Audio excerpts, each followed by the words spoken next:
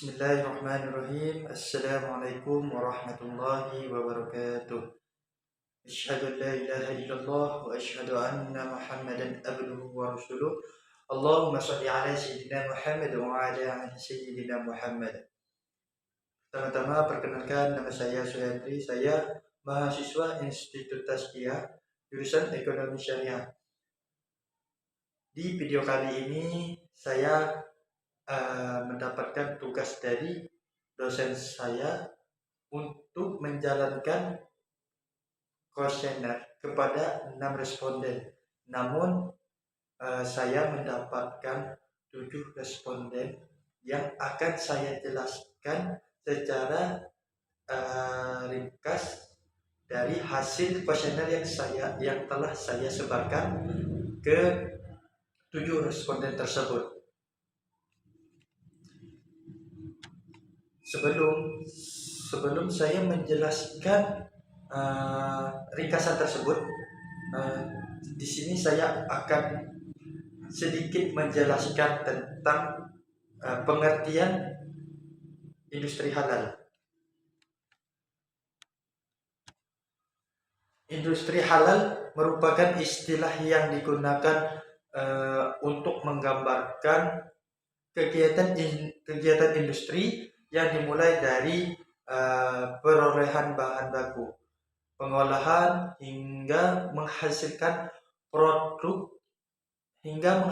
produk halal harus menggunakan sumber daya maupun cara yang diizinkan oleh syariat Islam.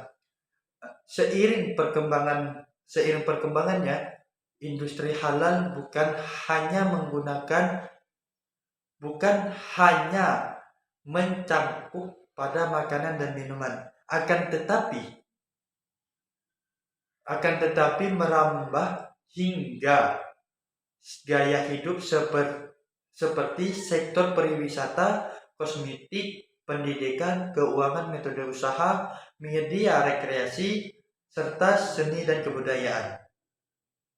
Mungkin itu penjelasan dari pengertian industri halal. Lanjut kita ke tentang ringkasan kuesioner, ringkasan dari hasil kuesioner. Sebelum ke hasil tersebut, di sini saya mendapatkan 7 responden, yang mana responden tersebut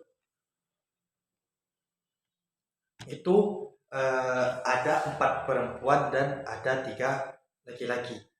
Dan usianya pun itu berbagai macam.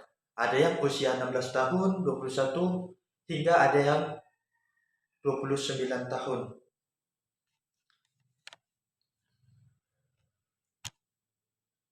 Dan domisili dari responden tersebut, dari responden yang saya dapatkan itu rata-ratanya berdomisili di daerah Tanjung Pandan, daerah Kecamatan Tanjung Pandan, Kabupaten Belitung. Dan dari responden ini ada satu responden yang dari Kecamatan Damar, Kabupaten Belitung Timur. Terus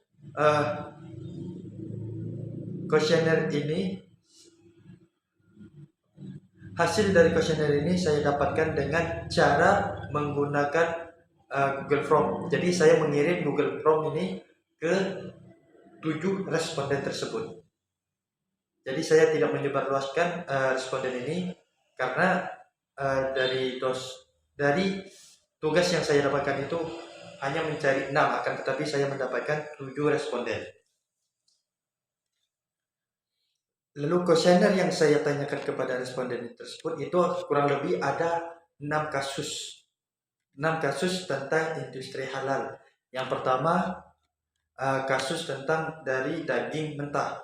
Lalu yang kedua ada kasusnya tentang makanan non manufaktur atau warung kecil ataupun warung makan rumahan yang dipesan secara online. Yang itu kasus makanan kemasan. Yang keempat ada kasus untuk kafe dan kafe atau restoran. Yang kelima ada kasus dari kosmetika atau kasus kosmetik. Yang keenam terakhir ada untuk kasus obat-obatan.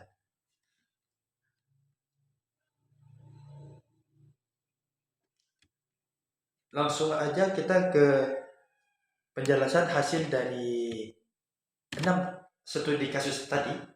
Itu yang pertama tentang tentang kasus daging mentah. Dari 7 responden yang telah saya dapatkan itu mendapatkan hasil atau presentasi jawaban dari mereka dari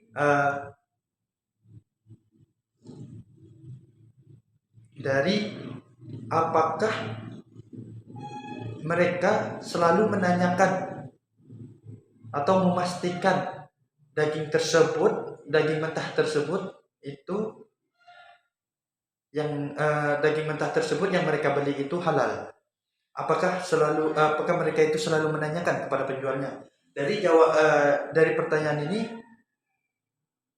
mereka hasilnya itu ya, seluruhnya dari ke-7 responden tersebut menjawab ya. Artinya 100% mereka selalu menanyakan kepada penjual daging mentah tersebut apakah daging ini halal atau tidaknya. Lalu bagaimana cara mereka untuk memastikan daging tersebut itu halal atau tidaknya? Di sini dari 7 responden saya akan mencoba menyebutkan satu alasan bagaimana cara mereka bagaimana cara mereka menanyakan atau memastikan memastikan daging mentah itu halal. Dari ke-7 responden ini menjawab, salah satu dari 7 responden ini menjawab, sebelum kita membeli daging mentah itu seharusnya menanyakan kepada yang menjual agar tidak teledor dalam atau saat kita membeli daging tersebut. Dan dari ke-7 responden tersebut ada satu lagi yang menyebutkan bahwa kita membeli langsung ke tempat penyembelihan hewan tersebut agar kita bisa melihat proses pemotongan daging tersebut apakah sesuai dengan syariat Islam. Lalu untuk studi kasus yang kedua itu tentang makanan non manufaktur, warung kecil atau makanan rumahan yang dapat kita pesan dari online. Dari persentase pertanyaan dari kasus kedua ini itu mendapatkan 71,4% menjawab iya mereka selalu menanyakan atau memastikan produk makanan yang mereka beli secara online atau di warung kecil itu halal atau tidak. Berarti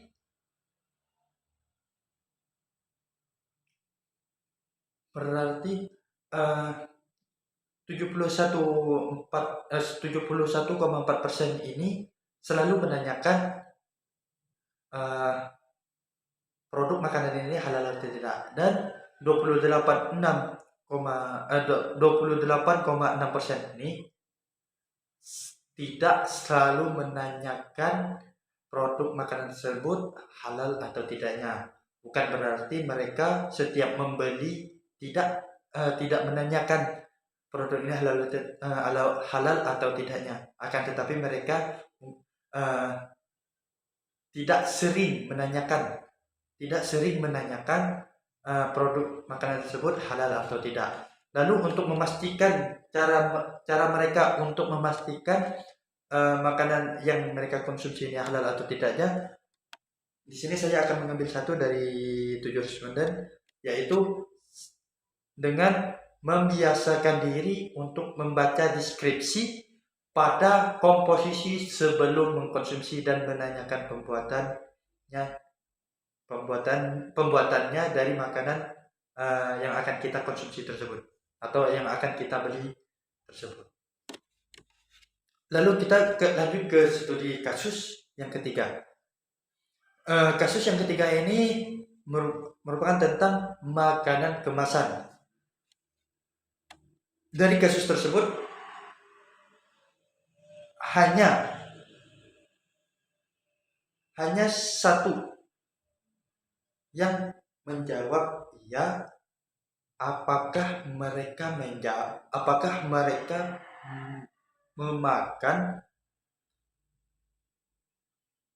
memakan produk yang kemasannya tidak bersertifikasi halal. Jadi 85,7%-nya itu menjawab tidak. Artinya mereka tidak pernah memakan makanan yang kemasannya tidak ada label atau tidak ada sertifikat halal. Selanjutnya, kasus di tempat kafe atau restoran. Dari persentase yang telah saya dapatkan dari 7 responden tersebut, itu 71,4%-nya tidak pernah memakan makanan di restoran atau di kafe yang belum tersertifikasi halal. 28,6%-nya itu pernah memakan di kafe atau restoran yang belum tersertifikasi halal. Mungkin 28% ini tidak mengetahui bahwa restoran tersebut atau kafe tersebut belum tersertifikasi halal. Lalu untuk selanjutnya ke kasus atau studi kasus kosmetik. Dari persentase yang telah saya dapatkan dari 7 responden tersebut, itu 85,7% itu tidak pernah menggunakan dari produk kosmetik yang belum tersertifikasi halal.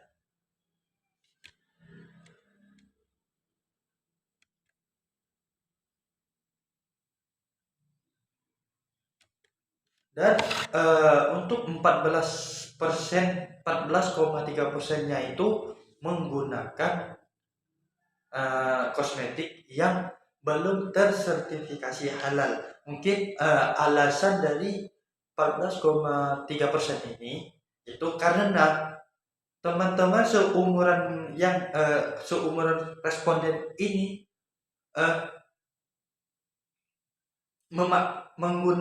menggunakan produk tersebut.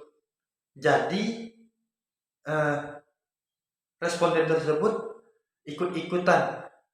ikut-ikutan untuk membeli dan menggunakan produk tersebut. Mungkin itu alasan dari 14,3% tersebut yang menggunakan. Lanjut ke kasus yang terakhir tentang kasus obat-obatan. Dari kasus obat-obatannya ini itu 100% dari 7 responden ini, tidak pernah menggunakan atau mengkonsumsi obat-obatan yang belum tersertifikasi halal. Selanjutnya adalah kesimpulan. Dari kesimpulan yang telah saya dapatkan dari 6 kuesioner yang telah saya sebarkan kepada 7 responden tersebut adalah 100% mereka selalu menanyakan daging mentah tersebut halal atau tidak. Lalu 71,4% mereka selalu menanyakan produk makanan sudah bersertifikasi halal atau tidaknya. Lalu untuk di kasus makanan berkemasan ini memiliki persentase 85,7% dalam hal apakah mereka pernah memakan makanan kemasan yang belum bersertifikasi halal. Lalu untuk mereka apakah pernah memakan makanan di tempat resto atau kafe yang belum sertifikasi halal, mendapatkan persentase 71,4%. Jadi mereka dari ke-7% ini, dari ke-7 responden ini memiliki persentase 71,4% dalam hal apakah mereka pernah makan makanan di tempat resto atau kafe yang belum bersertifikasi halal. Lanjut, dalam hal apakah mereka pernah menggunakan kosmetik yang belum sertifikasi halal. Dari ke-7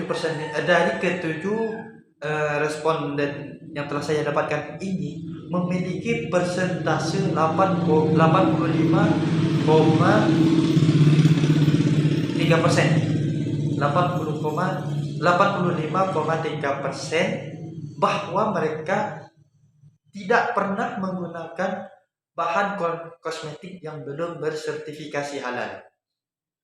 Lalu dalam hal apakah mereka pernah menggunakan atau memakan obat-obatan yang belum bersertifikasi halal, dari hasil yang telah saya dapatkan dari ke-7 responden ini itu memiliki persentase sebesar 100% bahwa mereka tidak pernah menggunakan obat-obatan yang belum bersertifikasi halal. Jadi itulah kesimpulan dari ringkasan